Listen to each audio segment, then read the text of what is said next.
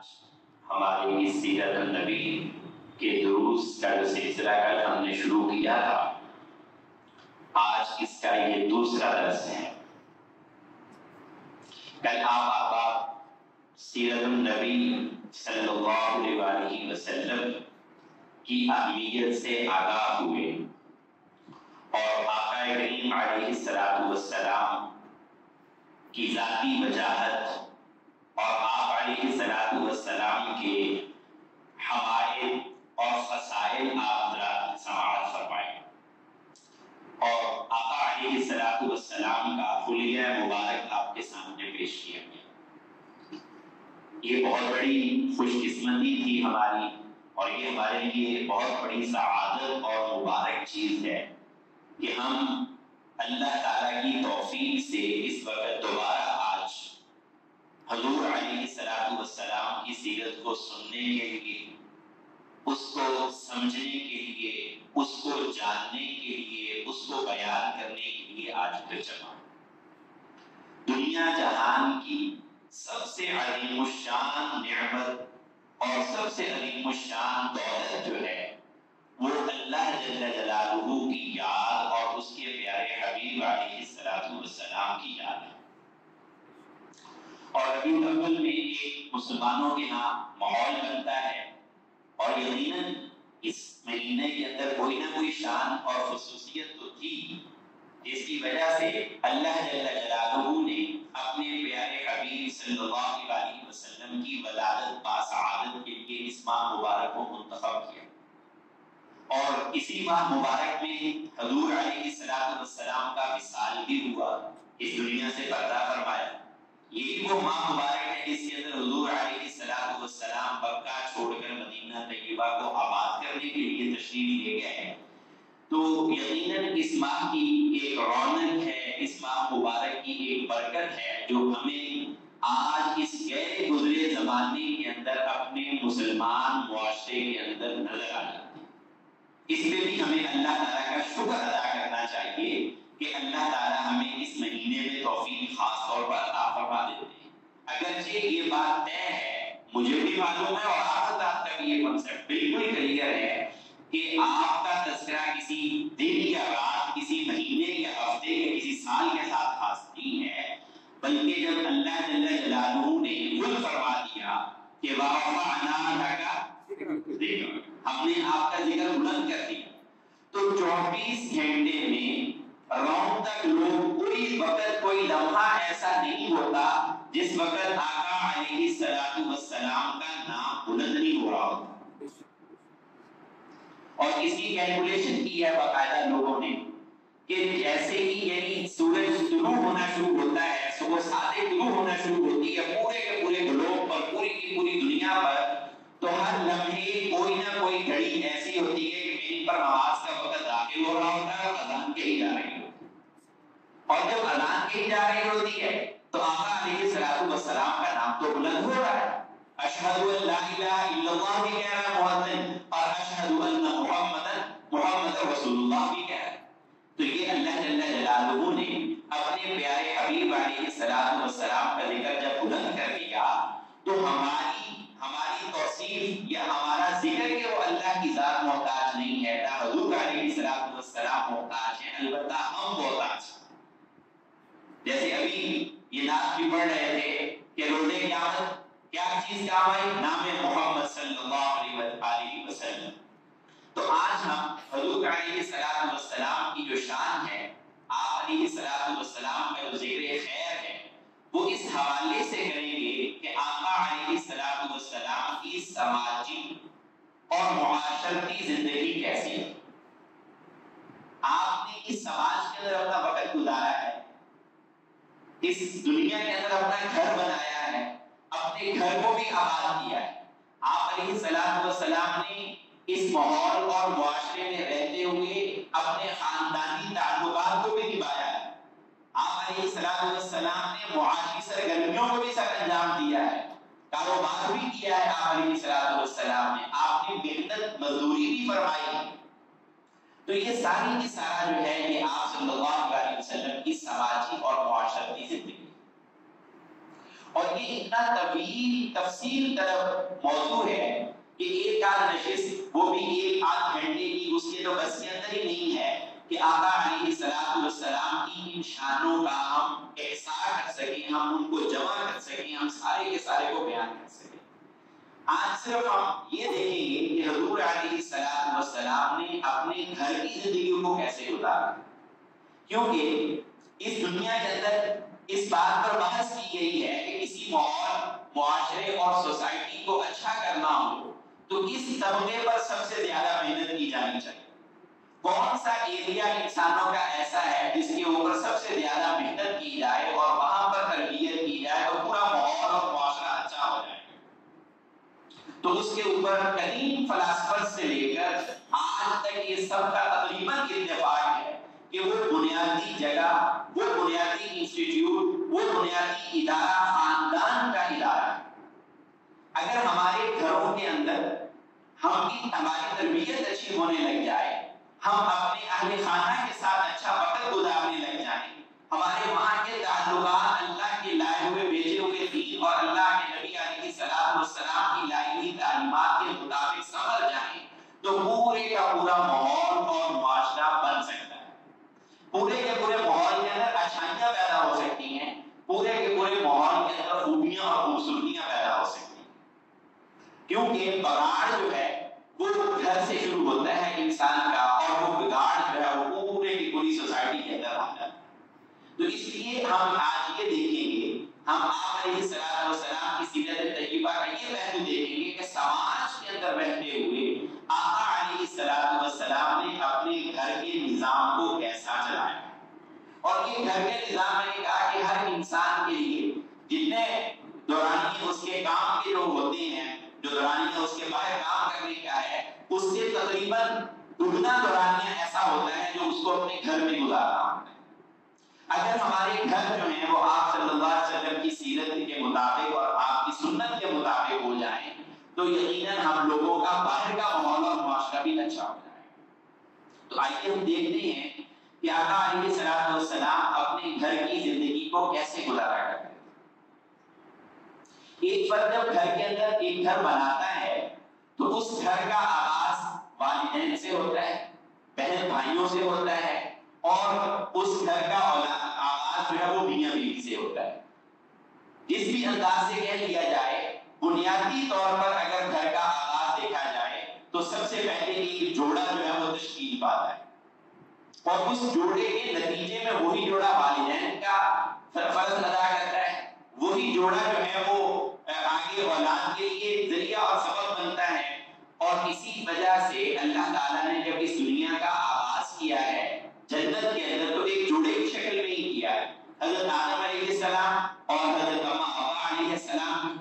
ان کو وہاں پر جو ہے وہ سکونت اختیار کرنے کی اجازت دی، جنت کے اندر ان کو ٹھہرایا گیا، پھر اس کے بعد ان کو دنیا کے اندر بھیجا گیا، اور دنیا کے اندر بھی وہ اپنے گھرانے کو انہوں نے آگے چلایا اور اپنی اولاد کی تربیت۔ تو اس لیے سب سے اہم ترین گھر کے جو ادارہ ہے، خاندان جو تشکیل پاتا ہے، وہ میاں اور بیوی سے تشکیل پاتا ہے۔ تو اس حوالے سے ہمیں یہ دیکھنا ہے کہ حضور علیہ السلام کی اپنی نجی زندگی،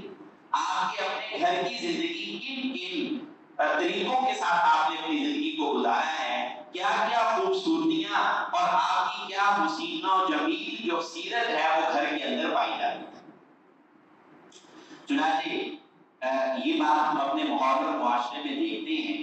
کہ انسان جو ہے وہ باہر تو تکلف اور تصنع سے رہ سکتا ہے، بناوٹی انداز میں اپنی زندگی گزار لیتا ہے۔ ہم یہاں بیٹھے ہوئے ہیں، سب ایک دوسرے کا حیا اور لحاظ کریں گے، سب ایک دوسرے کا لحاظ کرتے ہوئے اچھے طریقے سے ملیں گے، چہرے پر بشاشت کے ساتھ ملیں گے، اور جو ہے وہ جب یہاں سے برخاست ہوگی مجلس پھر بھی بڑے اچھے انداز سے ایک دوسرے سے جدا ہو جائیں گے۔ یہ دوسرے لفظوں میں کہہ لیا جائے کہ انسان اپنے دوستوں کے ساتھ تو بہت زیادہ بھلائیاں بھی کر لیتا ہے، ان کے ساتھ مسکرا کے بھی مل لیتا ہے، ان کے ساتھ خوش اخلاقی کا اظہار بھی کر لیتا ہے۔ سب سے زیادہ مشکل انسان کے لیے ہوتا ہے اپنے اہل خانہ کے ساتھ، اپنے گھر کے اندر اچھے اخلاق اور عمدہ اخلاق کے ساتھ زندگی گزارنا۔ کسی آدمی کے صحیح اخلاق کیا ہے، اس کا صحیح مزاج کیا ہے، اس کی طبیعت میں الجھاؤ اور غصہ کتنا ہے، اس کے طبیعت کے اندر منفی جذبات کتنے ہیں، اس کا صحیح اندازہ اس کی گھریلو زندگی سے ہوتا ہے. کیونکہ گھر کے اندر جو افراد اس کے ساتھ زندگی گزار رہے ہوتے ہیں وہ ہمیشہ اس کے ماتحت ہوتے ہیں، وہ اس کے تابع ہوتے ہیں، اور یہ اپنی ساری جو باہر کی مصروفیات ہیں، باہر کی جتنی الجھنیں ہیں، ان تمام کا غصہ بھی انسان عام طور پہ گھر میں آ کے نکالتا ہے. چنانچہ یہ مشہور ہے مقولہ پنجابی کا جو کہا جاتا ہے، کسی خاص برادری کی طرف اس کو میں یہاں پر منسوب کرنا اچھا نہیں سمجھتا، وہ کہہ دیا جاتا ہے کہ غصہ جو ہے وہ گھڑی پر ہے اور نکلتا گمارن پر ہے. یعنی وہ مثال کا مطلب یہ ہے کہ انسان کو غصہ تو اپنے کام کاج کا ہوتا ہے، لیکن نکال کہاں رہا ہوتا ہے، آ کے اپنے گھر والوں پہ نکالتا ہوتا ہے. کہتے ہیں کہ غصہ بھی بڑا عقل مند ہے، یہ اپنے سے ماتحت اور جو کمزور ہوتے ہیں انہیں کے اوپر ہی ظاہر ہوتا ہے. اپنے سے طاقتور کے سامنے جو ہے وہ بالکل غصہ اس کا رفوع ہو جاتا ہے. تو آپ علیہ السلام نے اس بنیادی فرق کو اتنا زیادہ ملحوظ خاطر رکھا اور ایک انتہائی بیش قیمت نصیحت ارشاد فرمائی. اس فرق کو کہ انسان باہر تو میں نے کہا کہ بن سور کے اور بناوٹی طور پر زندگی گزار لیتا ہے، باہر کے لوگوں کے ساتھ تو خوش اخلاقی دکھا لیتا ہے، اس کے اصل اخلاق کا پتہ گھر میں جا کے چلتا ہے کہ گھر میں اس کے مزاج کے خلاف اگر کچھ ہوا تو وہ کیسے بھڑکتا ہے. صاحب کام سے آئے ہیں گھر میں آ کر جو ہے وہ پانی نہیں پوچھا کسی نے تو اس میں بھڑک اٹھتے ہیں. گھر کے اندر جو ہے وہ کھانے کے اندر نمک تیز ہو گیا تو اس پر بھڑک اٹھے ہیں. بچہ جو ہے وہ شور مچا رہا ہے کوئی اس پہ غصہ آ رہا ہے. تو یہ میں نے کہا کہ اس فرق کو ملحوظ رکھنے کے لیے اس فرق کی بنیاد پر آپ علیہ السلام نے ایک انتہائی قیمتی نصیحت فرمائی. آپ نے فرمایا کہ تم میں سے بہترین وہ ہے جو اپنے گھر والوں کے ساتھ بہترین ہے. وہ بہترین نہیں ہے جو باہر کی دنیا کے اندر لوگوں کے سامنے بڑے جو ہے نا وہ خوش اخلاق اور بڑا جو ہے وہ چہرے پر جو ہے وہ مسکراہٹ یا دوسروں کے ساتھ بڑے اچھے تعلقات کے ساتھ وہ مل بت رہا ہے. یہ اس کا معیار نہیں ہے. اس کے اچھے ہونے کا، اس کے اخلاق کے عمدہ ہونے کا معیار یہ ہے کہ اپنے گھر والوں کے ساتھ اس کے اخلاق کیسے. اور اگلا جملہ ارشاد نے فرمایا آپ نے کہ میں تم میں سے سب سے اچھا ہوں. فرمایا کہ تم میں سے بہترین کون ہے؟ جو اپنے گھر والوں کے ساتھ تعلق میں بہترین. اور فرمایا کہ میں، اور یقیناً ایسا ہی ہے، آپ علیہ السلام یقیناً تمام انبیاء سے بھی افضل ہیں، تمام مخلوقات تمام فرشتوں سے بھی افضل ہیں. آپ نے فرمایا کہ میں تم میں سے سب سے بہترین ہوں اس لیے کہ میں اپنے اہل خانہ کے ساتھ بہترین زندگی گزارتا ہوں. کیا بات! یعنی ہمیں آج سیرت کا یہ سبق یہاں سے لے کر جانا ہے کہ ہم اپنا یہ جائزہ لیتے رہیں کہ ہمارے اخلاق، ہمارا غصہ، ہمارا مزاج اور ہماری کڑواہٹ گھر میں کس قدر زیادہ ہے، اپنے ماتحتوں پر کس قدر زیادہ ہے. جتنی کم ہے اتنے اخلاق اچھے ہیں، جتنی گرمی گھر کے اندر جا کر یہ زیادہ دکھاتا ہے اتنے ہی اخلاق کا کمزور انسان. اور اللہ جل جلالہ نے قرآن مجید میں اس انسان کی نفسیات کے حوالے سے ایک بڑی ہی بیش قیمت نصیحت ارشاد فرمائی. قرآن مجید میں ازواج کے ساتھ، اپنی بیویوں کے ساتھ گزر بسر کے مختلف احکام اللہ تعالیٰ نے ارشاد فرمائے سورہ نساء کے اندر، اور فرمایا کہ عاشروہن بالمعروف. اپنی ان بیویوں کے ساتھ، اپنے اہل خانہ کے ساتھ معروف اور اچھے طریقے سے رہا کرو. یا اللہ، وہ کہا کرتے ہیں کہ جوڑے تو آسمان پہ بنتے ہیں اور ذلیل دنیا پہ ہوتے ہیں. لوگوں کے یہاں مشہور ہے یہ جملہ کہ جوڑے بنتے تو آسمان پہ اور ذلیل دنیا میں ہوتے ہیں. قسمت ہوتی ہے، امتحان ہوتا ہے. کسی کا بھی امتحان آ جاتا ہے کہ بیوی کو شوہر اچھا نہ ملا، شوہر کو بیوی اچھی نہ ملی. کہتے ہیں کہ وہ ایک خوبصورت عورت کے ساتھ تھوڑا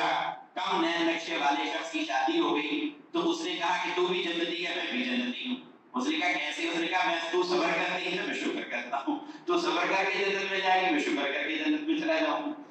تو کہنے کا مطلب یہ ہے کہ انسان کے جوڑے بندی کے اندر بہت حد تک انسان کے بس نہیں ہوتا، عمل دخل نہیں ہوتا. پھر قسمت نے اس کو ملا دیا، جوڑا بن گیا. اللہ تعالیٰ آگے کیا فرما رہے ہیں کہ عاشر आशिरूहुन्ना बिल मारूफ, तुम्हें जो है वो सुप्रीम ताकत दी गई है, घर के अंदर सरबराह खाना बनाया गया, इसलिए मर्दों को खिताब करके कहा जा रहा है कि आशिरूहुन्ना बिल मारूफ। वही बात वाली बात जो आपने फरमाई है हदीस मुबारका के अंदर, इसी की तशरीह के अंदर, कि तुम में से बेहतरीन वो लोग हैं जो अपने आले खाना के साथ रहते हैं। फरमाया कि अपनी अज़वाज के साथ अच्छे अंदाज के साथ जिंदगी गुजारो। आयत के अगले हिस्से में फरमाया कि फ़इन करिहतुमूहुन्ना, अगर तुम्हें ये बीवियां तुम्हारी कुछ नागवार गुजरी, हो सकता है कोई कई नागवारियों के असबाब हो जाते हैं, कहीं उसकी बोलचाल के अंदर अंदाज ऐसा होता है, बस औकात बीवी के जो है वो गफलत और सुस्ती का अंदाज ऐसा होता है, बस औकात उसका जो है वो रिश्तेदारों के साथ मिलने बरतने का अंदाज ऐसा होता है कि जो आपके मिजाज से मैच नहीं कर रहा, मेल नहीं खाता, जिसकी वजह से गुस्सा आता है, तबीयत के अंदर जो है ना वो परेशानी पैदा होती। फरमाया कि फ़इन करिहतुमूहुन्ना, अगर तुम इनको नापसंद भी करो, फ़असा अन तकरहू शैआ, और अल्लाह से गालिब उम्मीद है कि बसा औकात ऐसा होता है कि तुम किसी चीज को नापसंद करते हो, वयजअलुल्लाहु फीही खैरन कसीरा, तुम्हारी इस नापसंदीदगी के बावजूद तुमने अगर इनके साथ अपने अखलाक अच्छे रखे,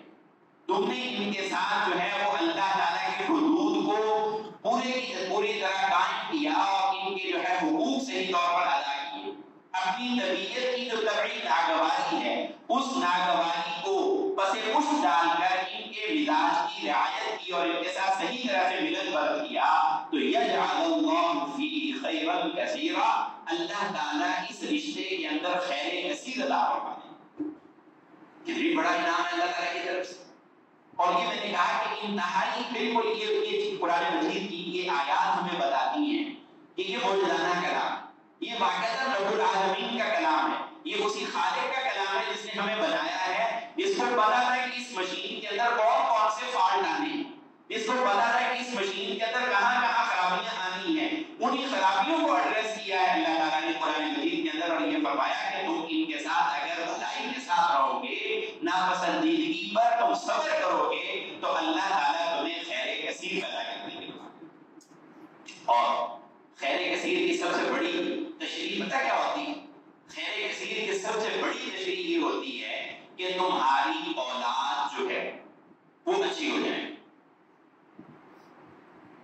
हमारे दादाजी ये फरमाया करते थे कि किसी मियां और बीवी का आपस में ताल्लुक कितना सही चल रहा है, उनका आपस के अंदर एक दूसरे के साथ अखलाक का मिलन पर अल्लाह ताला की हुदूद के अंदर किस हद तक कायम चल रहा है, ये देखना हो तो उनकी औलाद को देखो। अगर ज़ौजैन सही तौर पर चल रहे होंगे तो औलाद भी सही बन रही होगी, उसकी भी तरबियत ठीक हो रही होगी, और अगर वालिदैन जो है वो आपस में झगड़े में और अल्लाह की हुदूद को पामाल कर रहे हैं तो औलाद का भी बेड़ा गर्क होना शुरू हो जाएगा। और यही वो खैर कसीर है कि अगर अल्लाह ताला की हुदूद को सही तौर पर ध्यान में रखा और खुश अखलाकी के साथ आप सल्लल्लाहु अलैहि वसल्लम की सीरत के मुताबिक जिंदगी गुजारते रहे, तो यही औलाद जो है वो सदका जारिया जो इसके लिए नस्लों तक बनना है, ये बन जाएगी, समझ जाएगी। खैर ये बात में दूसरी तरफ चली गई है। मैं ये बताना चाह रहा था कि आप अलैहिस्सलाम ने सीरत घरेलू सीरत जो है आपकी समाज के सबसे पहले बुनियादी इदारे की जो सीरत है उसके अंदर जो मेयार कायम फरमाया है वो अच्छे अखलाक का और बेहतरीन तरीके का है। अब हम ये देखते हैं कि आप अलैहिस्सलाम के इस घर के अंदर अखलाक कैसे होगा, कैसे आप अपने घरों के अंदर अपनी जिंदगी को खूबसूरत बनाकर आपने गुजारा। इब्तिदाई ज़माना आप सल्लल्लाहु अलैहि वसल्लम का रज़ाई तौर पर बीबी हलीमा रज़ियल्लाहु तआला अन्हा के साथ गुजरा है। उनके घर के अंदर अदालत के लिए आप तशरीफ ले गए हैं, तो वहां पर आपकी सीरत में यहाँ तक भी आता है कि आप अलैहिस्सलाम अपने रज़ाई बाही का हिस्सा भी दूध के अंदर नहीं पिया करते। क्या कमाल का अल्लाह ताला ने बुनियादी तौर पर ही तभी तौर पर ही अदल पैदा कर दिया कि माँ के दूध के अंदर भी इतना ज्यादा अदल और इंसाफ किया करते थे कि जो हिस्सा इनके लिए था वो लिया करते थे, दूसरा नहीं इस्तेमाल किया करते, दूसरा मुंह लगाते थे। और फिर उसके बाद आप सल्लल्लाहु अलैहि वसल्लम अपने इन बहन भाइयों के साथ जो अपना वक्त गुजारा है वो भी इंतहाई उम्दा तरीके से आपने अपना वक्त गुजारा है। اور جو ہے وہ بھائیوں کا بڑا پیار تھا آپ کے ساتھ، لائی بہن جو شیما تھی ان کا بھی بڑا پیار تھا، جو آپ کو لاڈ کرتی تھی، آپ کو پالا پوسا کرتی. تو یہ ایک گھرانا تھا آپ کی ایک اسٹیج. پھر اس کے بعد آپ جب کچھ بڑے ہو گئے ہیں اور حضرت ابو طالب کے پاس آ گئے ہیں، تو پھر وہاں پر بھی آپ صلی اللہ علیہ وسلم کی جو زندگی ہے، آپ کی جو معاشرتی انداز ہے زندگی گزارنے کا، وہ بڑا ہی بہترین. دادا اپنے چچا کے مکمل طور پر ان کے کام آ رہے ہیں، ان کی بکریاں چلانے کے لیے جا رہے ہیں، ان کے کاروبار کے اندر جو شریک ہو رہے ہیں ان کی خدمت کر رہے ہیں. یہ چیزیں بتا رہی ہیں کہ یہ عام کوئی معمولی انسان نہیں ہے، یہ واقعتاً کوئی اللہ تعالیٰ کی چنی ہوئی ہستی اور شخصیت. اور پھر اس کے بعد جب حضرت صلی اللہ علیہ وسلم کا حضرت خدیجہ سیدۃ النساء حضرت خدیجہ کبریٰ رضی اللہ تعالیٰ عنہ کے ساتھ نکاح ہو گیا ہے اور ان کے گھر کے اندر آپ تشریف لے آئے ہیں، تو یہاں پر بھی آپ نے کمال خوبصورت زندگی گزاری. اور یہ نبوت سے پہلے کا زمانہ ہے، نبوت تو بعد کے اندر آپ کو 40 سال کی عمر میں ملی ہے اور نکاح آپ کا 25 اور 27 سال، دو روایتوں کے مطابق ہو گیا ہے. تو گویا کہ 15 سال کا زمانہ حضرت صلی اللہ علیہ وسلم نے حضرت سیدہ خدیجہ کبریٰ رضی اللہ تعالیٰ عنہ کے ساتھ گزارا. اور یہیں پر آپ صلی اللہ علیہ وسلم کی بیٹیاں بھی ہوئی ہیں، یہیں پر آپ صلی اللہ علیہ وسلم کی سیرت کے مختلف پہلو کھلتے ہوئے دکھائی دیتے ہیں، جن میں سے آپ کا اپنے بچوں کے ساتھ، اپنے چھوٹوں کے ساتھ جو پیار کرنا ہے، ان کے ساتھ جو محبت کا تعلق تھا وہ یہاں پر نظر آتا ہے، اور اپنے اہل خانہ کے ساتھ جو تعلق تھا وہ نظر آتا ہے. روایات میں آتا ہے کہ جب آپ صلی اللہ علیہ وسلم حضرت سیدہ خدیجہ رضی اللہ تعالیٰ عنہ کے گھر آئے تو دیکھا کہ ایک تاکچے کے اندر بت پڑا ہوا ہے، ایک تاکچے کے اندر بت پڑا ہوا ہے. حضرت سیدہ خدیجہ سے پوچھا کہ یہ کیا ہے؟ تو انہوں نے کہا کہ یہ ہمارا معبود ہے، ہم اس کی عبادت کرتے ہیں. تو آپ نے کہا کہ یہ تو مٹی کا ڈھیلا ہے، یہ تو کچھ بھی نہیں کر سکتا، یہ تو پتھر ہے، یہ تو اپنے نفع نقصان کا قادر نہیں ہے، اپنے نفع نقصان کا مالک نہیں، ہمیں یہ فائدہ کیا دے گا، ہمیں کیا نقصان دے گا. اتنی بات کرنی تھی کہ حضرت سیدہ خدیجہ رضی اللہ تعالیٰ عنہ کو یہ بات سمجھ آئی اور انہوں نے اس بت کو گھر سے نکال دیا. یہ یعنی اصل اس سے سبق کیا ملتا ہے کہ ہمیں اپنے گھر والوں سے ایک چھوٹی سی بات منوانا کتنا پہاڑ لگتا ہے. یہاں بیٹھے ہوئے میرے ایسے ساتھی جو شادی شدہ ہیں، زندگی گزار رہے ہیں، تو ہمیں پتہ ہے کہ اپنی بیوی سے بات منوانا اور کہاں عام بات منوانا اور کہاں عقیدے تک کا تبدیل کروا دینا، یہ ظاہر ہے کہ آپ کی افضلی شخصیت، یہ آپ کا کمال ہے سیرت کا کہ آپ نے ان کو انتہائی سادہ انداز میں سمجھایا اور ان کو فوراً بات سمجھ آ گئی.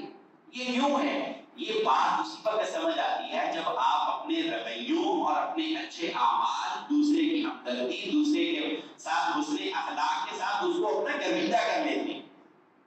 جب تک آپ کسی کو گرویدہ نہیں کرتے تو اس کے دل میں آپ کی بات نہیں ہوتی. تو یہ حضرت خدیجہ کبریٰ اور کی نبوت نہیں آئی، آپ نے کوئی نبوت کا پیغام نہیں ان کو سنایا، یہ تو آپ کی جو فطری اور طبی سلامت تھی اس کی بنیاد پر آپ نے یہ عقیدہ کہا. اور نبی کبھی بھی شرک نہیں کرتا، نہ نبوت سے پہلے کرتا ہے نہ نبوت کے بعد کرتا ہے. تو یہ یقیناً آپ صلی اللہ علیہ وسلم نے جو ہے وہ نبوت سے پہلے گویا کہ ان کو قائل کر لیا. اور میں نے کہا کہ اہل خانہ جو ہیں وہ ہماری تقریروں سے، ہمارے بیانات سے،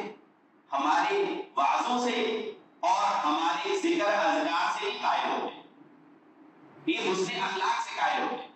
اور آپ دیکھ لیجیے آپ صلی اللہ علیہ وسلم کے سارے گھر کی زندگی حسن اخلاق پر مبنی نظر آئے. حضرت سیدہ خدیجہ رضی اللہ تعالیٰ عنہ کے پاس ایک غلام تھے، ان کا نام تھا زید بن حارثہ. بچے تھے، بچپن کے اندر کسی نے ان کو اغوا کر لیا تھا، حقیقت میں وہ آزاد تھے لیکن کسی نے ایسے پکڑ لیا اور جو ہے وہ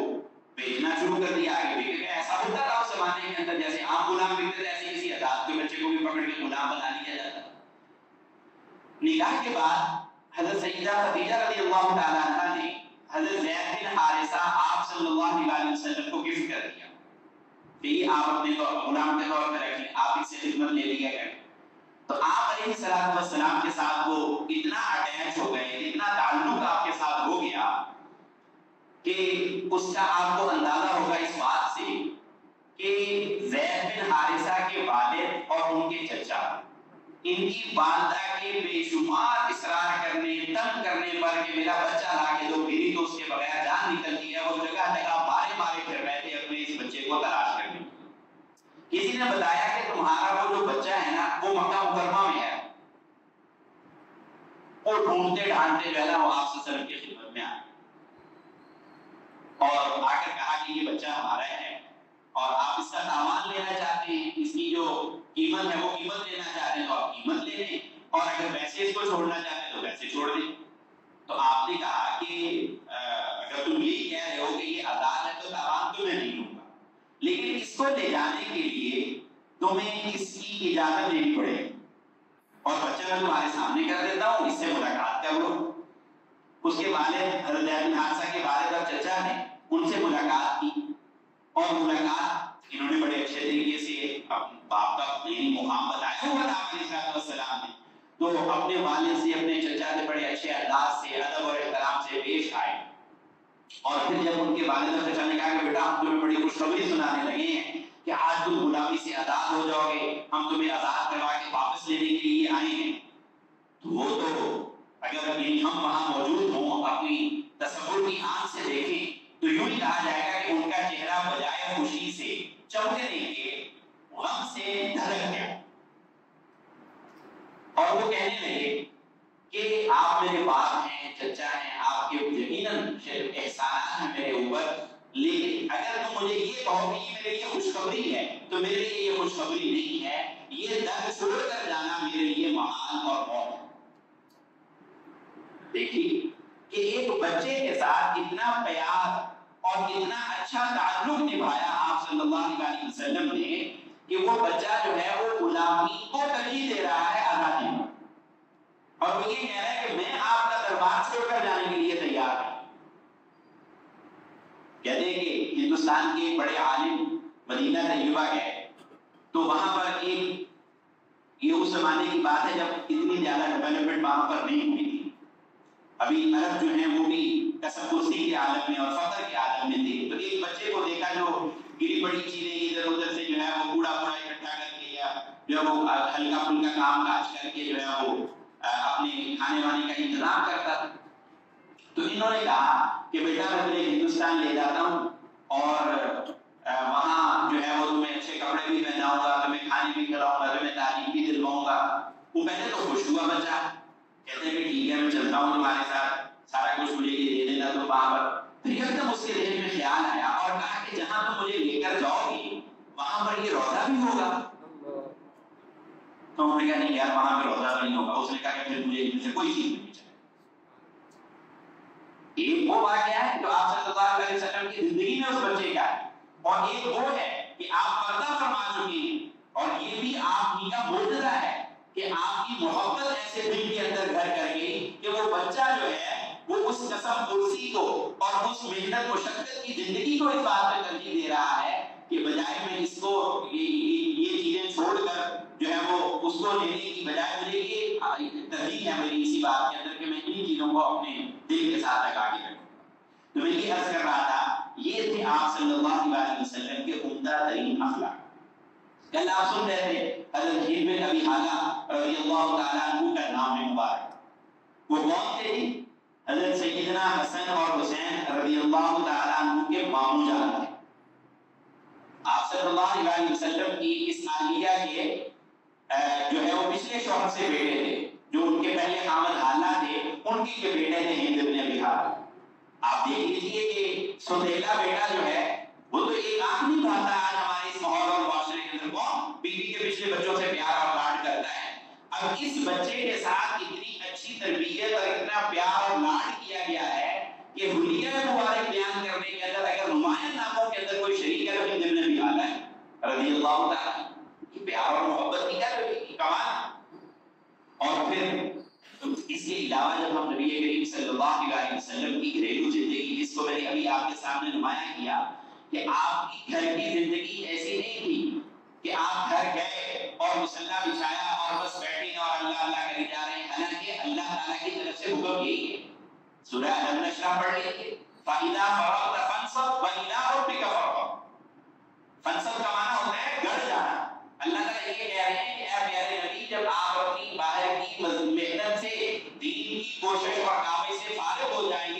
ان کے سامنے کٹ جائیے عبادت کے لیے، لیکن آپ علیہ الصلوۃ والسلام گھر کے اندر جا کر اپنی زندگی کیسے گزارتے ہیں؟ سیدنا علی رضی اللہ تعالیٰ عنہ سے روایت ہے کہ فرمایا کہ آقا علیہ الصلوۃ والسلام اپنے گھر کے وقت کو 3 حصوں میں تقسیم کر لیا کرتے۔ ایک حصہ آپ صلی اللہ علیہ وسلم نے اللہ تعالیٰ کے لیے خاص کیا ہوا، جس میں آپ اللہ جل جلالہ کی عبادت میں اپنا وقت گزارا کرتے تھے، اور ایک حصہ تھا آپ صلی اللہ علیہ وسلم کا اپنے گھر والوں کو وہ وقت دیا کرتے۔ آج ہم لوگ اپنے گھروں میں جاتے ہیں، کام کاج تھک کر جاتے ہیں، تو ہماری حالت یہ ہوتی ہے کہ ہمیں نہ کوئی بلائے نہ کوئی ہمارے پاس آئے۔ اب وہ ساری تھکن کا جو ہم آرام کرنا چاہ رہے ہیں وہ یا ہم ہو یا ہمارا موبائل، اس کے علاوہ کوئی پاس بھی نہ پڑتے۔ آج نہیں یہ شوقت آ گئی ہے ہماری گھر والیوں کی موبائل، بس اس کو سینے سے لگایا ہوا ہے، جو کچھ ساری دنیا قریب ہے اور یہ قریب نہیں، گھر والے قریب نہیں ہے، باقی ساری دنیا اس کے قریب آ جاتی ہے۔ تو بہرحال آپ علیہ الصلوۃ والسلام ایک حصہ گھر کا جو ہے وہ اپنے گھر والوں کے لیے وقف کیا اور ایک حصہ آپ کا آرام کا ہوا کرتا ہے۔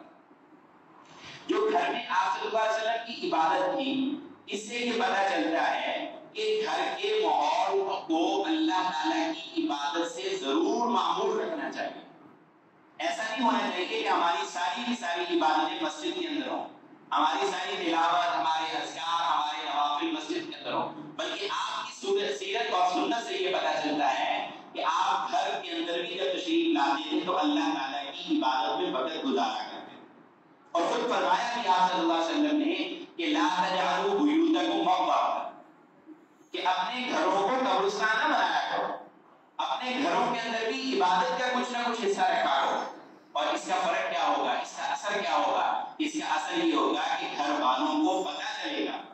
گھر والے بھی عبادت کے طرف متوجہ ہوں گے، بچوں کے اندر یہ شعور پیدا ہوگا کہ اللہ تعالیٰ کی عبادت کے اندر وقت گزارنا ہے، بچوں کو پتہ چلے گا کہ گھر کے اندر بھی نماز پڑھنی ہے۔ تو بہرحال آپ صلی اللہ علیہ وسلم جو ہیں وہ اللہ تعالیٰ کی عبادت کے اندر بھی اپنا وقت گزارا کرتے،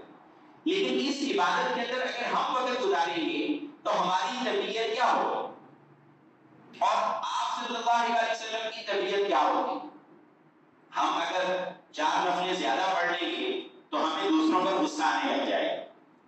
یہ کیوں سویا پڑا، یہ کیوں نہیں اٹھتا، اس کو بھی چاہیے کہ یہ بھی اٹھ کے نوافل پڑھے، میں اتنی دیر سے لگا ہوں ذکر اذکار کرنے، یہ کیوں نہیں ذکر اذکار کر رہے؟ آپ علیہ الصلوۃ والسلام کی سیرت طیبہ میں آتا ہے کہ آپ نماز پڑھا کرتے تھے۔ حضرت عائشہ رضی اللہ تعالیٰ عنہ فرماتی ہیں کہ چھوٹے چھوٹے ہمارے حجرے ہوتے تھے، چھوٹے چھوٹے ہمارے گھر ہوتے تھے، فرماتی ہیں کہ میں آپ صلی اللہ علیہ وسلم کے سامنے لیٹی ہوئی ہوتی، جب آپ سجدہ کرنے کے لیے زمین پر تشریف لاتے تو میرے پاؤں کو ہاتھ لگاتے، میں اپنی ٹانگیں اکٹھی کر لیتی، آپ سجدہ فرماتے، جب آپ دوبارہ قیام میں کھڑے ہوتے تو میں اپنی ٹانگیں دوبارہ سیدھی کر لیا کرتی۔ کیا حسن اخلاق ہے، اپنی معیار عبادت پر اپنے گھر والوں کو نہیں کسا کہ جیسی عبادت میری ہے اسی معیار پر تمہیں آنا چاہیے، نہیں، بلکہ ان کے لیے صرف اتنا کیا۔ حضرت عائشہ فرماتی ہیں رضی اللہ تعالیٰ عنہ کہ جب آخری وقت تہجد کا ہوتا تھا تو آپ وتر ادا کرتے ہوئے قدرے اونچی آواز سے سلام کیا کرتے، نماز سے فارغ ہونے والا جو سلام ہے وہ تھوڑی سی اونچی آواز سے کیا کرتے تھے، السلام علیکم ورحمۃ اللہ، السلام علیکم ورحمۃ اللہ۔ اتنے میں ہماری آنکھ کھل جاتی تھی، ہمیں پتہ چل جاتا تھا کہ اب تہجد کا آخری وقت آ گیا ہے، اور ہم بھی اٹھ کے جو ہے وہ چند رکعت تہجد کی پڑھ لیں گے۔ یعنی خود اتنی لمبی عبادت کی ہے کہ پاؤں پہ برف آ رہا ہے، اور ادھر اپنے اہل خانہ کو اس معیار پر نہیں تولا، اس معیار پر نہیں کسا۔ اور اس سے ہٹ کر یہ ہے کہ اہل خانہ ہیں، گھر والے ہیں، ان کے ساتھ جیسا ان کا رویہ ہے یا ان کی جو ضرورتیں ہیں یا ان کی جو صنفی تقاضے جو ہیں ان کے مطابق ان کے ساتھ بہیو کر رہے ہیں۔ آج میرے اور آپ کے لیے کتنا بڑا چیلنج ہے کہ ہم کچن میں جا کر اپنے اہل خانہ کے ساتھ کوئی کام کر رہے ہیں، ہمیں تو بڑی مشقت لگے گی، بڑا ہمیں لگے گا، عجیب لگے گا، اور ہمیں اس پر جو ہے وہ اپنی بے عزتی محسوس ہوگی۔ حضرت عبداللہ ابن عمر اور حضرت عثمان بن مظعون رضی اللہ تعالی عنہما، یہ 2 صحابی ازواج مطہرات کے دروازوں پر گئے یہ بات جاننے کے لیے کہ آپ علیہ الصلوۃ والسلام کی گھر کی زندگی کیسی ہے۔ ایک دورہ مکرمہ کا امی جان کا دروازہ کھٹکھٹایا اور کہا کہ آپ صلی اللہ علیہ وسلم گھر میں آ کر زندگی کیسے گزارتے ہیں۔ دوسری سے پوچھا، تیسری سے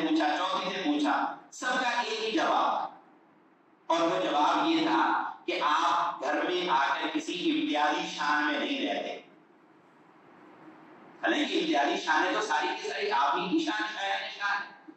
یہ سارے کے سارے کمالات آپ ہی کو زیب دیتے ہیں اور آپ ہی کے لائق ہیں کہ آپ کے لیے جتنی امتیازی شانیں پیدا کر دی جائیں وہ کم ہیں. لیکن یہاں کیا وہ فرما رہی ہیں کہ ہم ہمارے پاس جب گھر میں تشریف لاتے ہیں تو ہمارے کام کاج میں ہمارا ہاتھ بڑھاتے ہیں. آٹا تک گوندھ دیتے ہیں، بکری کا دودھ دھو کر لانے کی ضرورت ہے وہ بکری کا دودھ بھی نکال لیتے ہیں. کپڑا پھٹا ہوا ہے اس کو سلائی کرنا ہے اس کو سلائی بھی کر لیتے ہیں. آج ہم میں سے کس کو آتا ہے کپڑا سلائی کرنا؟ آٹا گوندنا آتا ہے کسی کو؟ بہت کم لوگ ہوگے جن کو آٹا گوندنا آتا ہے. تو یہ کیا ہے، آپ علیہ السلام گھر میں ایسی زندگی گزارے حتیٰ کہ انہوں نے اتنی آمینانہ زندگی آپ کی گھر والوں کے ساتھ اتنے اچھے سلوک کے ساتھ آپ کی زندگی بتائی کہ یہ دونوں صحابی رضی اللہ تعالیٰ عنہ پریشان ہو گئے کہ اللہ کے اتنے بڑے نبی ہیں، ہم تو یہ سمجھتے تھے کہ آپ تو گھر جا کے مصلی سے بھی اٹھتے ہوں گے اور یہ ازواج مطہرات کیا رہی ہیں کہ بالکل عام سی زندگی گزارتے ہیں. اور اس حیران ہو کر انہوں نے آپس میں یہ تعبیر کی اور یہ وجہ تلاش کی کہ یہ تو اللہ کے بخشے بخشائے ہیں، امام الانبیاء ہیں، خاتم النبیین ہیں، ان کو تو واقعتاً عبادت کی ضرورت نہیں، ہمیں شاید عبادت کی زیادہ ضرورت. یہ تعبیر اپنے طور پر صحابہ نے کی کہ ذہن کے اندر ایمج ان کے یہ بنا ہوا تھا کہ گھر میں جب آپ جاتے ہوں گے تو بس یہی کہتے ہیں بڑے بڑے ہو جو بس میں تو بس عبادت کرنے لگا ہوں. ایسے تو ہے ہی نہیں آپ کے گھر میں، آپ تو ساری عام زندگی گزار. اور یہ ایک بہت بڑی تعلیم ہے ایک گھرانے کے لیے کہ اپنے ازواج کے ساتھ اپنے اہل خانہ کے ساتھ انسان اسی انداز کے ساتھ رہے جو ان کی جو جذباتی ان کی کیفیات ہیں اس کے مطابق ان کے ساتھ نہیں ہوتا ہے. اور پھر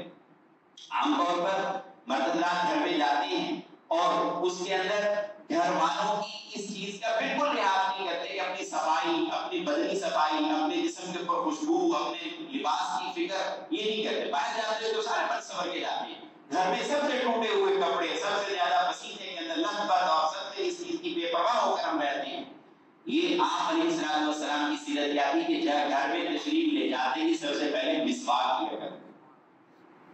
خوشبو لگایا کرتے، اپنے کپڑوں کو صاف کیا کرتے. یہ بھی جیسا حق باہر لوگوں کے لیے ہے ہمارا کہ لوگ ہمیں اچھی حالت میں دیکھیں، گھر والوں کا بھی یہ حق ہے کہ وہ بھی ہمیں اچھے انداز میں دیکھیں، ہمارے حلیے کو اچھے طریقے سے دیکھیں. اور آپ کی سیرت میں دیکھا کہ یہ نظر آتا ہے. اور پھر اس کے علاوہ نبی علیہ السلام جو ہے وہ ہر روز جو ہے وہ صبح کے وقت تمام بیویوں کے گھر میں ایک چکر لگا کے آئے. السلام علیکم، کیا حال ہے، تمہارے لیے میں دعا کرتا ہوں اور چل رہے. یعنی متعدد ازواج کی اگر آپ صلی اللہ علیہ وسلم کی تو تمام بیویوں کو روزانہ صبح کے وقت سلام کرنا اور عصر کے بعد سے تفصیلی طور پر ملنے کے لیے جانا اور پھر جس کی باری ہونی اس کے رات کا قیام کرنا، یہ آپ صلی اللہ علیہ وسلم کا معمول تھا. اور یہ کون ہیں جن کے اوپر اب نبوت ختم ہو چکی ہے اور انہوں نے پوری کی پوری انسانیت کی فلاح اور بہبود کا نظام دے کر جانا ہے اور دے کر گئے وہ اس میں کامیابی ہوئی. حضرت عائشہ رضی اللہ تعالیٰ عنہ فرماتی ہیں کہ ایک مرتبہ آپ صلی اللہ علیہ وسلم میرے پاس بیٹھے اور 11 خواتین کا قصہ مجھ سے سنا. وہ عرب کی 11 خواتین تھی، وہ اکٹھی بیٹھی اور آپس کے اندر انہوں نے کہا کہ آج ہم ایک دوسرے سے یہ وعدہ کرتی ہیں کہ کوئی بھی عورت اپنے شوہر کی جو کوتاہیاں ہیں نا، اس کی جو بری عادتیں ہیں وہ بیان کرنے میں یہاں غلط بیانی سے کام نہیں. اور ہر ایک نے اپنے اپنے شوہر کی کوتاہیاں بتائیں کہ یہ میرا شوہر ایسا ہے، یہ ایسا ہے، ویسا ہے، ویسا سب نے بتائیں. اور ام ارنب جو ہے، ام زرا جو ہے، اس نے اپنے شوہر کی جو ہے وہ کہا کہ میرے شوہر کے اندر کوئی کوتاہی اور کوئی برائی نہیں ہے اور میں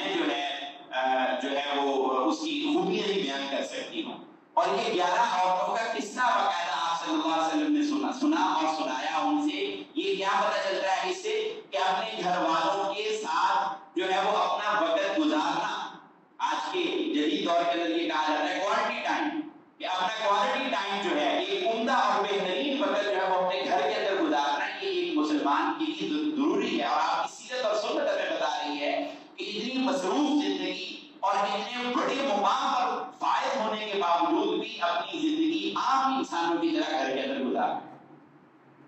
اور پھر گھر والوں کی تربیت، ان کی تربیت کے اندر بھی کبھی کوئی کمی کوتاہی نہیں رہتی. ایسا ہی نہیں ہے کہ ہر وقت ان کے ناز نخری برداشت نہیں، بلکہ ان کی تربیت کی بھی فکر کی ہے. اور تربیت کے اندر بھی ان کے جس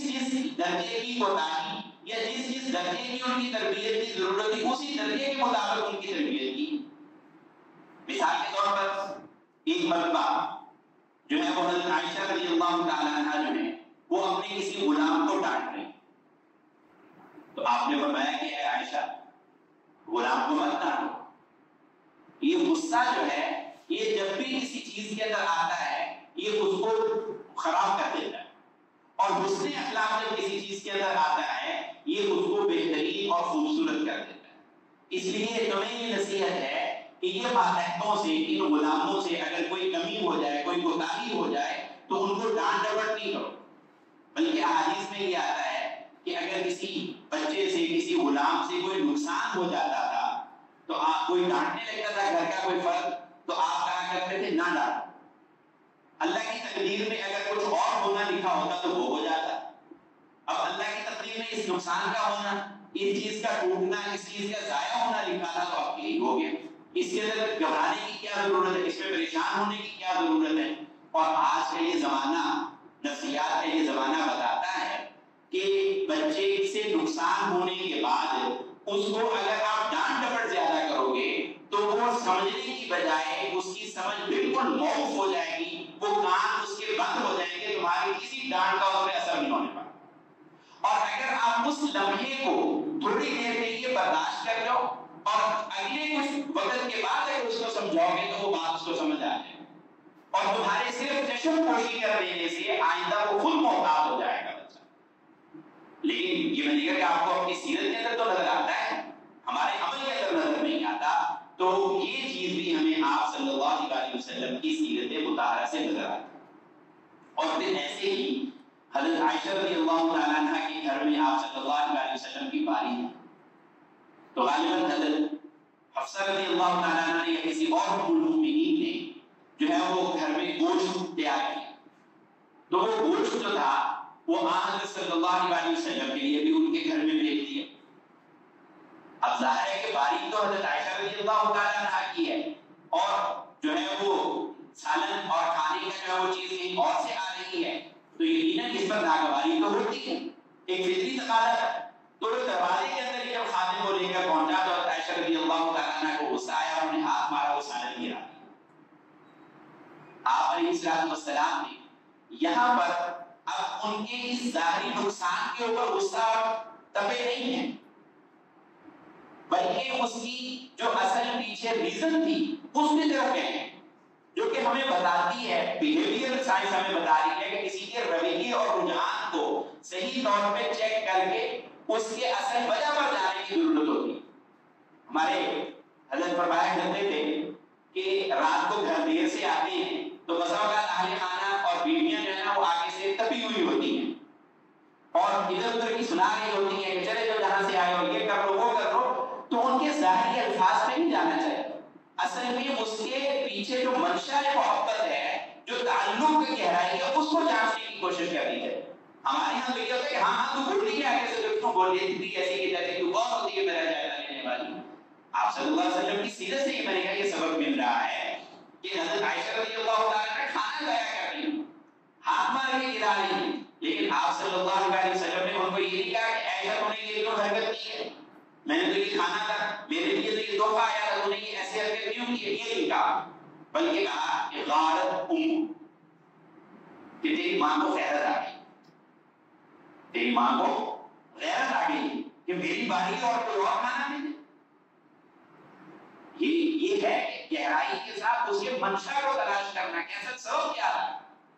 یہ حرکت تو یہ ہوئی ہے لیکن اس کی وجہ کوئی اور ہے، اس وجہ کو تلاش کرنا، اس وجہ کو تلاش کر کے آپ نے یہ فرمایا اور خود اس پیالے کے جو ہے وہ ٹکڑے بھی اکٹھے کیے، پیالہ بھی ٹوٹ گیا، اور پھر یہ بھی کہا حضرت عائشہ رضی اللہ تعالیٰ عنہ کو کہ تمہیں اب اس کا تاوان بھی دینا پڑے گا. پیالہ تو تم نے توڑا ہے، اس کا نقصان تو کیا ہے، اس نقصان کا بدلہ بھی اب تمہیں اپنی جیب سے دینا پڑے گا، تو اپنے خرچے سے اس کا بدلہ بھی دو. سالن تو تم نے گرا دیا نہیں استعمال کی، تو یہ ہے آپ صلی اللہ علیہ وسلم کی سیرت طیبہ جو ہمیں آپ کو آپ کے گھر کے اندر نظر آ رہی ہے۔ ایک موقع پر آپ صلی اللہ علیہ وسلم کسی زوجہ مطہرہ کے ہاں گئے، کھانے کے لیے کہا کہ کوئی چیز ہے، انہوں نے کہا کہ ہاں روٹی کے کچھ ٹکڑے ہیں اور سالن نہیں ہے، گھر میں سالن نہیں ہے۔ تو آپ نے کہا کیا ہے گھر میں اس روٹی کو کھانے کے لیے؟ انہوں نے کہا سرکہ ہے۔ تو آپ نے کہا کہ ٹھیک ہے سرکہ لے لیں۔ سرکے کے اندر آپ ڈبو کے آپ صلی اللہ علیہ وسلم کھانا تناول فرما رہے ہیں اور ساتھ فرما رہے ہیں کہ نعم الادام الخل، کہ بہترین سالن سرکہ ہے، بہترین سالن سرکہ ہے۔ اب اس کا ایک پہلو تو یہ ہے کہ آپ نے سرکے کو پسند فرمایا، ایک پہلو اس کا یہ محدثین نے یہ بھی اس سے نکتہ نکالا ہے، اور اس سے بھی بڑھ کر جو باریک نکتہ ہے اس کے اندر وہ یہ ہے کہ آپ صلی اللہ علیہ وسلم نے ان کو شرمندہ ہونے سے بچایا، آپ نے ان کو شرمندہ ہونے سے بچایا ہے کہ سالن تو میں نے تیار نہیں کیا ہوا تھا، آپ کو کھانا تناول کرنے کے لیے کھانا تناول فرما رہے ہیں، اور اس میں ظاہر ہے کہ میں سالن نہیں دے سکی تو شرمندگی تو ہو رہی ہے کہ میں سالن نہیں دے سکی، تو آپ اسی جو دستیاب چیز ہے اسی کی تعریف کر کے ان کی شرمندگی کو دور کر رہے ہیں، اور سرکہ بھی بڑا چکا ہوتا ہے، بھی کھانا جاتا ہے، اس کو بھی کھا لینا چاہیے، اس کے ساتھ بھی جو ہے نا وہ روٹی کا گزارا کیا جا سکتا ہے۔ اور ہم اپنے گھر والوں کے کھانے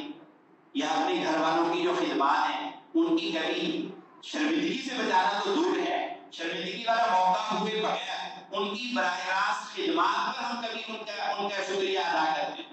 کبھی ان کی تحسین کرتے ہیں، دور دور تک اس کے آثار نظر نہیں آتے۔ حضرت شیخ الاسلام مفتی محمد تقی عثمانی صاحب دعوت برکاتہ العالیہ کے شیخ ڈاکٹر عبدالحی عاصی رحمۃ اللہ علیہ بہت بڑے اللہ والے کراچی میں گزرے، ان کے بارے میں آتا ہے کہ ایک مرید کے گھر دعوت تھی، ان کی تعلق والا تھا، کھانا گھر میں کر لیا، کھانا کھانے کے لیے اس کے گھر گئے اور کھانا تناول کیا، کھانے کے بعد یہ کہا کہ اپنے گھر والوں کو بھی پردے کے پیچھے بلا لو، ان کا بھی میں شکریہ ادا کروں۔ وہ گھر والی کو بلایا اور کہا کہ کھانا بڑا لذیذ تھا، بہت اچھا بنا، اچھا لگا کھانا، مزہ آیا کھا کے، آپ کا شکریہ، اللہ تعالیٰ میں برکت دے، اور دعائیں وغیرہ دی، اور ادھر سے وہ رونے کی آواز آنا شروع ہوگی، وہ مرید کی جو اہلیہ ہے وہ رونے لگے، سب نے کہا کہ میں نے تو کوئی ایسی بات نہیں کی، یہ کیوں رو رہی ہے؟ اب مرید کے بھی ہاتھ پاؤں پھول گئے، اس کو بھی سمجھ نہیں ہے کہ یہ رونے کی کیا وجہ ہے، تو اسی کہا کہ بھائی بتاؤ تو صحیح رونے کی کیا وجہ ہے، تو وہ کہنے لگی کہ یہ آپ کا مرید جتنے بھی سال اس نے کہے ہوں گے، 20 کہے ہوں گے، 25 کہے ہوں گے، اتنے سال ہو گئے میرے ہاتھ کی روٹیاں کھاتے ہوئے، کبھی ٹوٹے منہ سے تعریف ہی نہیں کی، آپ کہہ رہے ہیں کہ کھانا بڑا مزے کا تھا۔ یہ ہے سیرت اور سنت آپ صلی اللہ علیہ وسلم جو ان بزرگوں میں بھی نظر آ رہی ہے، اور یہ اسی حدیث پر عمل ہے، میں آپ کو جو بتا رہا ہوں سرکے والی، کہ یہ اللہ والے ان چیزوں کی رعایت کیا کرتے ہیں،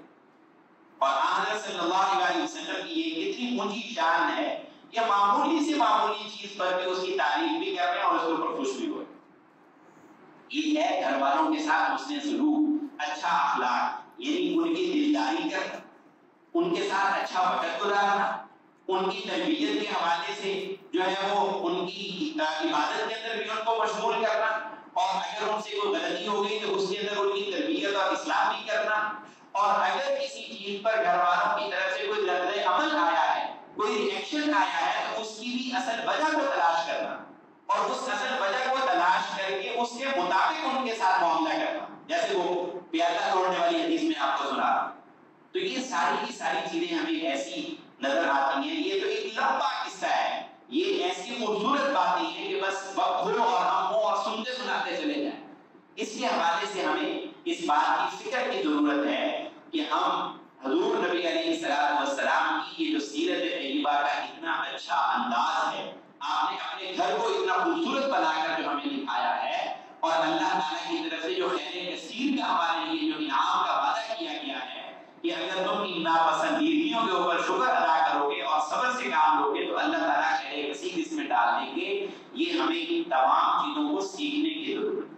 اور اس بات کی طرف متوجہ ہونے کی ضرورت ہے کہ ہم آپ صلی اللہ علیہ وسلم کی لائی ہوئی سیرت جو ہے، آپ کی بتائی ہوئی سنت جو ہے، وہ ہماری دنیا کو بھی اچھا کرنے والی ہے، ہماری آخرت کو بھی اچھا کرنے والی ہے۔ اور جیسے مردوں کے لیے اتنی ساری باتیں ہو گئی تو آپ سب کہیں گے کہ خواتین بھی تو اوپر سن رہی ہیں، ان کی بھی تو کوئی تربیت کی بات ہونی چاہیے، یا ہم نے بھی گھر جا کر ان کو کچھ بتانا ہے تو ان کے کام کی بھی کوئی بات بتانی چاہیے۔ تو آخر میں تھوڑا سا جو وقت بچا ہے اس کے اندر ان کے لیے بھی کچھ باتیں نبی کریم صلی اللہ علیہ وسلم نے ارشاد فرمایا کہ ایک مسلمان عورت کے لیے جنت میں جانا کوئی مشکل نہیں، بڑا آسان ہے اس کے لیے۔ پہلا کام تو یہ ہے کہ اللہ کے حقوق ادا کرے، اللہ تعالیٰ نے جو فرض عبادتیں اس کے ذمہ رکھی ہیں ان فرض عبادتوں کو اچھی طرح سے پورا کرے۔ پنجگانہ نماز ہے، روزے ہیں سال کی، زکوٰۃ ہے تو زکوٰۃ کی ادائیگی ہے، حج فرض ہے تو حج کی ادائیگی ہے، فرمایا کہ بس اپنے فرائض پورے کریں۔ اور دوسرا یہ ہے کہ اللہ تعالیٰ نے جو عفت، پاکدامنی اور عصمت اس کو عطا فرمائی ہے اور اس کے شوہر کی امانت اسے ہی عطا فرمائی ہے، اس کی حفاظت کرے، کوئی مشکل نہیں۔ اور تیسرا یہ ہے کہ اپنے شوہر کی خدمت کو اور اس کی فرما برداری کو اپنے اوپر لازم کرنا ہے۔ یہ تین کام کرنے ہیں، اللہ تعالیٰ کے حقوق ہیں اور اپنی اس عصمت اور پاکدامنی اور شوہر کے مال کی حفاظت، اور پھر شوہر کی خدمت اور اس کی جو ہے وہ دلجوئی اور اس کے جو ہے وہ جتنے بھی معاملات ہیں ان کو اچھے طریقے سے نمٹا۔ یہ تین کام کر چھوٹا سا نصاب اس کا بتایا۔ اور دوسری طرف یہ ارشاد فرمایا کہ میں معراج پر جب گیا تو جہنم کی زیارت بھی ہوئی، جہنم کو بھی دیکھا، تو وہاں پر اکثر جو ہے وہ خواتین دیکھی، خواتین بھی پریشان ہوگی، صحابیات بھی پریشان ہوگی، یا رسول اللہ ایسا کون سا بڑا جرم ہمارے اندر پایا جاتا ہے کہ جس کی وجہ سے ہماری اکثریت آپ کو جہنم میں نظر آئے؟ تو آپ نے ارشاد فرمایا کہ تکفرن العشیر وتکثرن اللعن، کہ عورتوں کے اندر دو خرابیاں بہت بڑی پائی جاتی۔ ایک خرابی یہ ہے کہ لعنت کثرت سے کرتی ہے، اور دوسری خرابی ان کے گھر کے حوالے سے، اور وہ ہے کہ اپنے شوہر کی ناشکری کرتی ہے۔ سب سے بہترین خاتون وہ ہے کہ یہ تقسیم اللہ تعالیٰ کی ہوتی ہے، کسی کو زیادہ مال مل جانا، کسی کو گھر کے اندر آسائشیں سہولتیں مل جانا، کسی کے لیے تکیوں کا انتظام ہو جانا۔ یہ کوئی اتنا بڑا یہ نہیں کہتے کہ اس دنیا کا مطمع نظر نہیں ہے، یہ اللہ کی تقسیم ہے۔ اللہ تعالیٰ کہیں زیادہ دے دیتا ہے، کسی کو کم دے دیتا ہے، کسی کو دے کر آزماتا ہے، کسی سے لے کر آزماتا ہے۔ اس کے اندر جو سب سے بڑی خرابی پیدا ہوتی ہے وہ تب ہوتی ہے خواتین کے اندر جب یہ کسی دوسرے سے تعامل کرتی ہیں، اپنا کمپیریزن کرتی ہیں، اپنا مقابلہ کرتی ہیں دوسروں کے ساتھ، اور یہ دیکھتی ہیں کہ ہاں فلانی کے گھر میں تو یہ ہے، فلانی کے پاس تو یہ ہے، فلانی کا شوہر تو اس کو اتنے جوڑے لے کر دیتا ہے، اس کو تو اتنے پیسے دیتا ہے، اس کے ساتھ تو ایسے نمٹتا ہے۔ یہ ساری خرابیاں جب اس کے مقابلے کی پائی جاتی ہیں تو اپنے پاس موجود نعمتوں کی ناشکری طبیعت میں پیدا ہوتا ہے، اور وہی بڑا سبب نبی کریم صلی اللہ علیہ وسلم فرما رہے ہیں کہ جہنم میں جانے کا سب سے بڑا سبب یہ کہ اپنے شوہر کی ناشکری۔ میں نے عرض کیا کہ یہ عورتوں کو، بیٹیوں کو، بہنوں کو، بچیوں کو یہ سمجھانے اور ان کی تربیت کرنے کی ضرورت ہے کہ دیکھو بھائی اس کے اندر کسی کا کوئی کمال نہیں، اور بعض بزرگوں کا یہ کہنا ہے، کوئی قرآن و سنت کی بات تو نہیں ہے، کہ اولاد جو ہوتی ہے وہ تو شوہر کے نصیبے کی ہوتی ہے، اور جو رزق ہوتا ہے وہ عورت کے نصیبے کا ہوتا ہے۔ جس گھر میں یہ عورت گئی ہے، اور اس کی طرف اشارہ قرآن مجید میں ملتا ہے کہ اللہ تعالیٰ فرماتے ہیں کہ وَإِن كُنتُمْ، اپنا الفاظ میں ترجمہ اس کا یہ ہے کہ اگر تم فقیر بھی ہو تو تمہیں چاہیے کہ تم نکاح کرو، اللہ تعالیٰ کے فضل سے تم مالدار ہو جاؤ۔ یہ اس بات کی طرف اشارہ ہے کہ نکاح جو ہے یہ رزق کے اندر فراوانی اور وسعت پیدا کرتا ہے۔ تو مطلب کیا ہوگا کہ نکاح کرنے سے اور اس بیوی کے آنے سے رزق کے دروازے کھلیں گے، وہ جتنے کھلیں گے یہ اس کی قسمت۔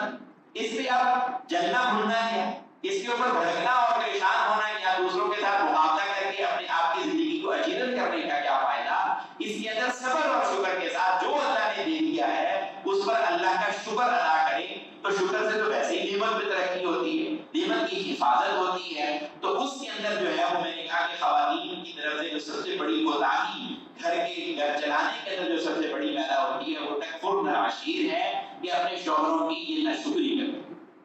ناشکری کے اندر ان کے ہر پہلو اس کے اندر شامل ہے، ان کے کسی رویے سے ناشکری ہے، ان کے اپنا مال خرچ کرنے سے سے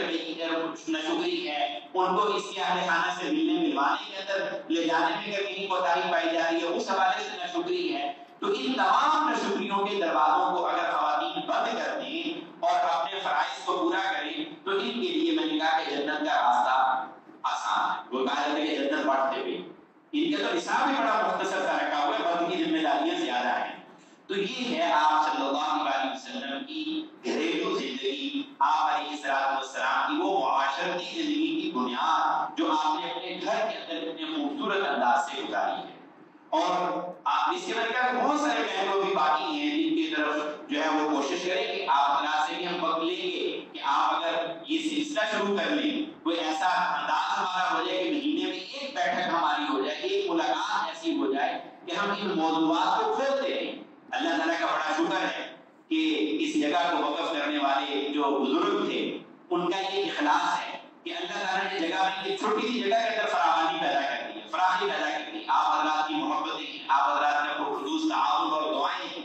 کہ اس وقت یہ جگہ جو ہے یہ ہمارے اس اہل علاقہ کے لیے کافی کافی ہے کہ اگر آپ وقت دیں تو اس کے اندر ہم مختلف کورسز کا انعقاد، مختلف سیرت کے پہلوؤں کا، دین کے مختلف مسائل کا جو ہے وہ مردوں اور خواتین کے لیے یہاں پر انتظام کریں. اور یہ ہم ارادہ رکھتے ہیں، لیکن اس ارادے میں